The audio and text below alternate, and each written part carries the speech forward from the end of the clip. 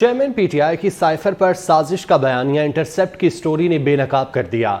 Intercept ने सबसे पहले ये दावा किया कि उनके पास साइफर की कॉपी नहीं है और किसी सोर्स ने भी इसको कंफर्म नहीं किया।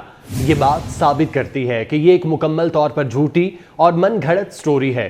दूसरी बात ये कि अगर फर्ज करें इसे मान भी लिया जाए कि चेयरमैन पीटीआई के गुमे हुए साइफर की कॉपी है जो अमेरिकन को बेवकूफ़ी से आर्जी फ़ायदा हासिल करने के लिए दी गई, तो ये तहरीक इंसाफ और चेयरमैन पीटीआई की सबसे बड़ी बेवकूफ़ी है, क्योंकि इससे ये तो साबित हो गया कि ये कोई अमरीकी साजिश नहीं थी बल्कि सख्त सिफारती ज़ुबान का इस्तेमाल था, जो बारहा दफ़ा पहले भी कहा जा चुका। इस पूरी स्टोरी में एक भी बात नई नहीं है। वही चेयरमैन पीटीआई का घिसा पिटा बयानिया जो वो पिछले 1 साल से पीट रहे हैं। अखबार का अपना दावा है कि जो दस्तावेजात उनके हाथ लगी उसकी तस्दीक करने के लिए उन्होंने कोशिशें की हैं, मगर वो इस मरासले की तस्दीक नहीं कर सके। यहाँ ये बात अहम है कि अखबार को खुद भी इस मरासले की तस्दीक का इल्म ही नहीं, यानी ये मरासला जो अखबार दावा कर रहा है वो एक जाली मरासला है।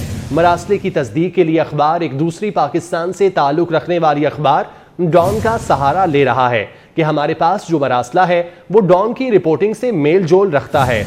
तो फिर तो शायद ये मरासला ही डॉन की किसी रिपोर्ट को देखकर ही बनाया गया। अखबार का ये भी दावा है कि इस मरासले में लिखा है कि मरासले में डोनाल्ड लू से मंसूब रिमार्क्स में लिखा है अगर चेयरमैन पीटीआई के खिलाफ नो कॉन्फिडेंस कामयाब हो गई तो मेरा ये ख्याल है, यानी अखबार खुद ये दावा कर रहा है कि डोनाल्ड लू का ख्याल था, ना कि अमरीकी धमकी। यही तो नेशनल सिक्योरिटी के एलामिये और प्रेस कॉन्फ्रेंस में कहा गया कि कोई धमकी नहीं मिली और ना कोई साजिश हुई।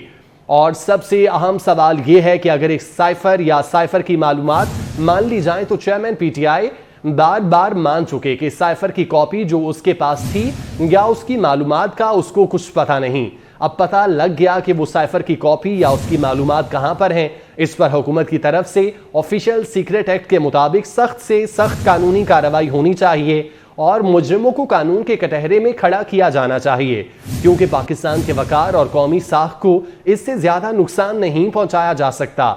अपने मज़मूम मकासद के हुसूल के लिए सिफारती ताल्लुकात से जुड़ी हुई मालूमात को अफशां करना मुल्की कानून की सख्त तरीन खिलाफवर्जी है और पाकिस्तान की साख और सिफारती एतमाद का कत्ल है। अफवाज और पाकिस्तान मुखालिफ चेयरमैन पीटीआई के जाने पहचाने हिमायती से इस आर्टिकल को लिखवाना भी नित नए सवाल को जन्म देता है।